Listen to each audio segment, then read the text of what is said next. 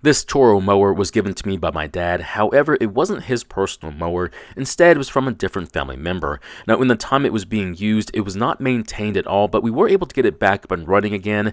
However, we soon realized it had more issues with it that only came to light once we got it running again. In today's video, we look at this Toro mower, and the problem is that it takes several pulls to start it when cold, and it's not running like it's supposed to. It surges when it's first started and has a slight miss after the surging stops. I do believe these issues are related to it not having any maintenance done to it, but we won't know until we at least take a look into the problem. Now, I'm going to try and repair this mower, however, it may not be the exact repair you need to make to yours. We'll explore other options later in the video. Now, we're only going to mention what these other options could be. We don't have enough time to look into them, but if you need more information on these options, you're welcome to ask as many questions as you need to. The first thing I want to do is to start the mower and show you the problem. That way, you'll understand the situation we're having and see if yours might be doing the same thing.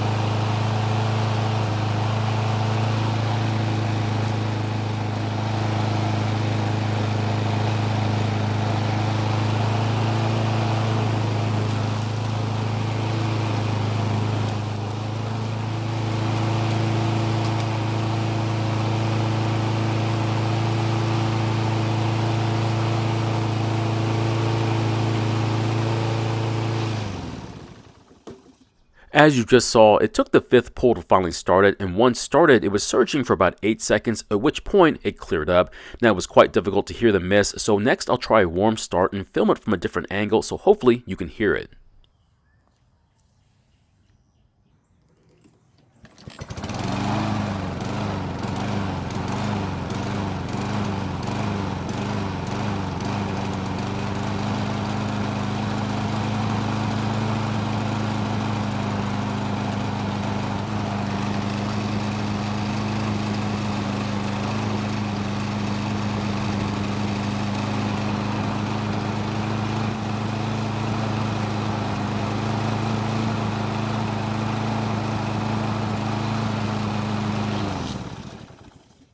As you just heard, it doesn't run at one tone, it's going up and down, and I hate to say it, but it's more noticeable in person than on camera.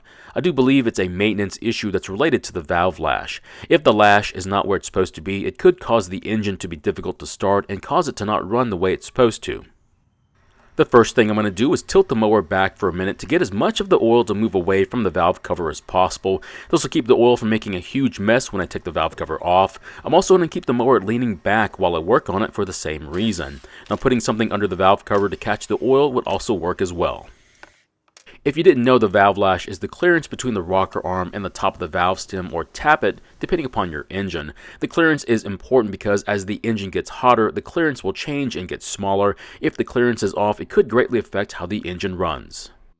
Looking at Kohler's website, they state that the valve lash for both the intake and the exhaust are the same, which is supposed to be between 3 and 5 thousandths of an inch.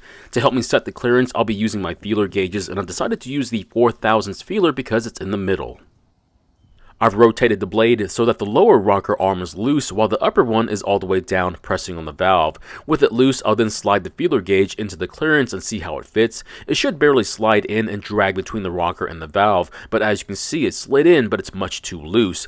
Now that I know it's out of tolerance, just out of curiosity, I want to find out which feeler gauge slightly drags between them. So it turns out the 8 thousandths feeler barely drags between them, which isn't terrible, but we definitely need to adjust it to make the clearance smaller. Next, I'll rotate the blade so the upper rocker arm is loose while the lower one is tight. I'll then repeat the same process for the upper one, but this one is going to be a bit different. So I forgot to remove the spark plug wire, so there's zero chance for the engine to start up, but there was never a chance for that to happen anyway. The reason is because the brake handle is not being held down in the run position. Now this grounds out the ignition coil and will not allow the ignition system to even work.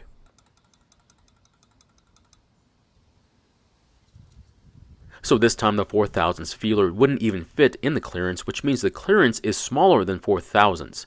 Just for fun, I'd like to find out what the clearance is, but when I used my thinnest feeler, it still didn't fit. Now that we know that's much too tight, we can loosen the jam nut while holding onto the adjusting nut, then we'll make our adjustments. Just be careful and you'll see why in a bit. Believe it or not, that's not the first time that's happened. Now once the jam nut is loose, I'm going to turn the adjusting nut counterclockwise to increase the clearance, then I'll install the feeler and make some small turns clockwise until I can feel it drag a bit. Once you think it's good, tighten the jam nut while holding onto the adjusting nut. Unfortunately, after tightening it down, the feeler is now stuck, which means I have to turn the adjuster counterclockwise a bit until it's somewhat loose. Once I'm satisfied, I'll then rotate the engine again and do the same for the lower rocker arm. Now, it's a good idea to check the clearance after tightening down the jam nut because it has a tendency to change the adjustment. You might also consider having someone help you by moving the feeler gauge while you make the adjustments. This will make the work go by faster and reduce the chances for errors. Once you've done a few of these, it gets a lot easier and soon you'll get to the point where it's not very intimidating anymore. After I'm satisfied that the 4000s feeler gauge drags in the clearance, I'll then replace the valve cover, add some more fresh fuel to the tank, and then try starting the engine. Now to be honest, the exhaust clearance was not that far off, however the intake being much too tight was a lot more concerning. Hopefully our adjustments improves the way the engine starts and runs. Unfortunately, if you've seen my videos before, you know that I don't always have the best luck.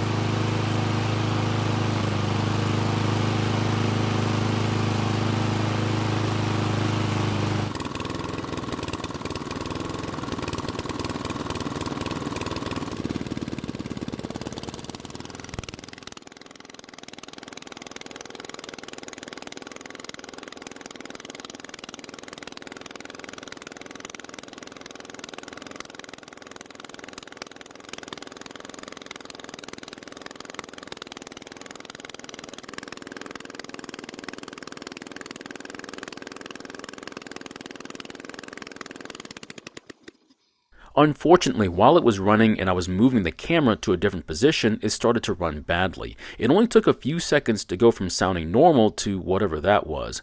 While I was trying to figure out what had happened, I tried to increase the engine speed but didn't respond at all. I then removed the valve cover to check the work we had just done, and that's when I realized what had happened. I'm not sure why, but the lower rocker stud had come loose, which then severely changed the valve lash. Since it came loose, it would then increase the clearance, and it didn't move the exhaust valve when it was supposed to, and not enough. Either way, I need to remove the stud and find out if there's any damage to it or the head, and then decide if the engine is still usable. Now the rocker arm happened to be in the down position, so to make it easier to remove, I'll rotate the blade so it's not under pressure. After that, I should be able to turn the adjuster by hand. So here it is, and I don't see any damage to it, so it looks like when I loosened the jam nut, I didn't hold the adjusting nut in place well enough and it must have loosened it. Then while the engine was running, it decided to leave the party and cause the engine to run poorly. To be honest, I'm surprised the engine just didn't stop altogether. Now to fix this, I cleaned the oil off the bolt, applied some medium thread locker to it, and then reinstalled it. I'll then put the push rod back into the engine, making sure it's seated properly into the engine. I then replace the rocker arm, adjusting nut, and finally the jam nut. I'll then have to adjust the nut so I have the correct clearance yet again, replace the valve cover, and see if things get any better. Now while I'm thinking about it, I want to remove the spark plug and see if there's anything wrong with it. The reason is I'm curious to know because the engine is so hard to start. Normally a valve adjustment would fix this, and even though I went from 5 pulls to 4 pulls to get it started, I would be interested in knowing what kind of condition the spark plug was in and maybe even doing a compression test. That way I'll know if the engine is worn out. So it looks like the tip of the spark plug is covered in carbon, which might explain why it's so tough to get it started. I also realized that the ground on this plug looks really strange until I realized it's an E3 plug. I really don't care for this plug, and I would typically recommend to put whatever plug it came with from the factory back into it. Next, I'll install the compression tester and pull the rope several times.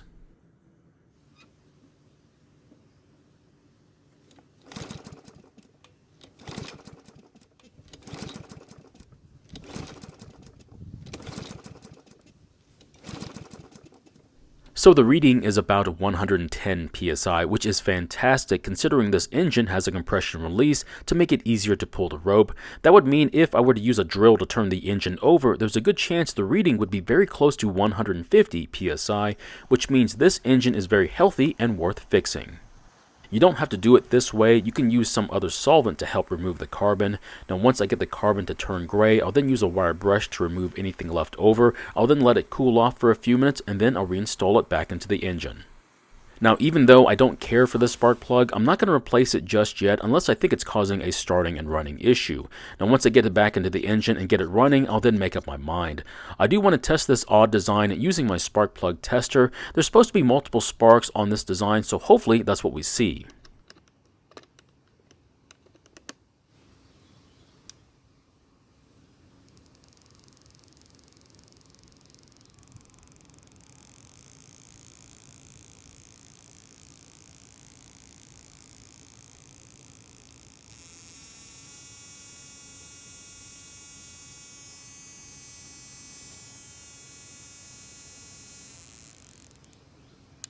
Well, the spark plug works, but it's hard to tell that it has sparks from multiple points all the time. It did eventually spark a few times from the left side, but most often it only sparks from the right side.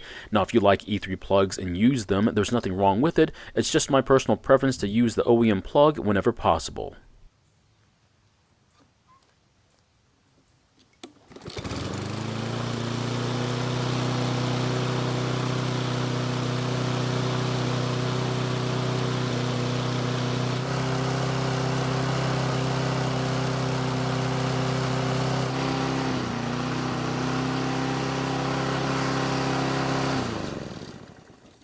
So the engine speed was set too high, and that's my fault, and that's because I was messing with it when the engine was running poorly. I would have adjusted the speed then, except I was away from my tools, but I'll lower it when I get done filming. At least it started better, but it still runs a bit uneven, so either I'm going to have to live with it or consider replacing the carb or using an ultrasonic cleaner. So in the end, it starts better, it doesn't leak oil, and it looks 10 times better than when we first saw it. Now I'm considering keeping this mower for a while because I want to make sure nothing else goes wrong with this very problematic Kohler engine.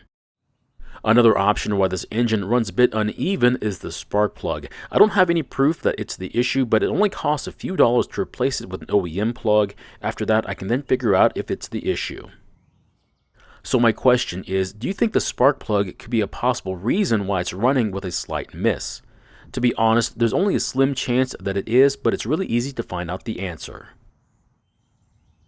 Thank you for watching. I really do appreciate your time here. Please feel free to ask me any questions about this project or your own projects, and I hope to see you in the next video.